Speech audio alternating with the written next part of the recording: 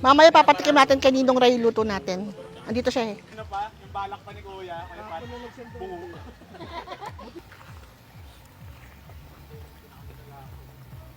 It's another chicken recipe. So, ipa-fry ko muna yung mga patatas at carrots. Lalagay ko na itong bell pepper.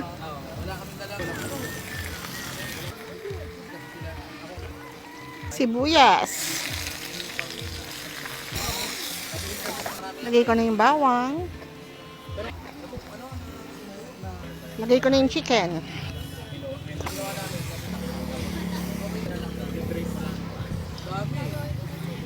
So, habang ginigisa, maglalagay na ako ng salt. Pati sana, kaso wala akong dalang patis eh. Salt na lang. Dahil pepper is life. Ayan. Pepper. Dapihan natin para mas masarap. Ganun. Haluin lang natin. Taob-taob lang. Takpan ko lang para mag-moist.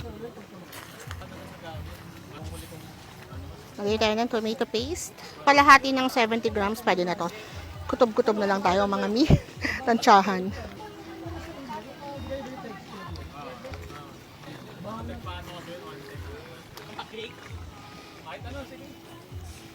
Lagay ko na yung liver spread. Ayan, yung isang buong lata. Lagay natin. Masarap yung nagmamantika. Ano, nilalagyan ng gata? Mas masarap pag meron. Mamaya papatikim natin kaninong ray luto natin. Andito siya eh. Sarap. Lagyan natin ng gata.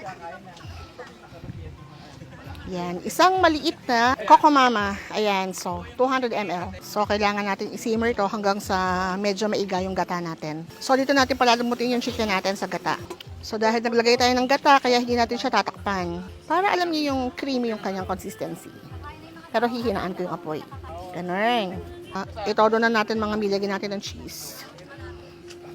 Lalagay ko to lahat para masarap.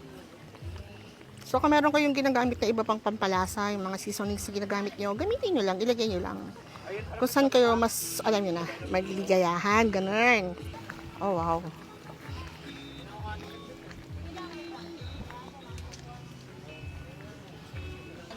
So, habang nagluluto ako, kakain muna ako, ayan, hipon, steak, at saka palabok. Lagyan ko lang ng konting sugar.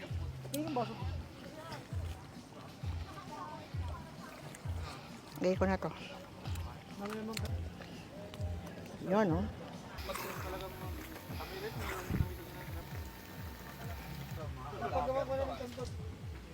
Kain malala na naman mga mi.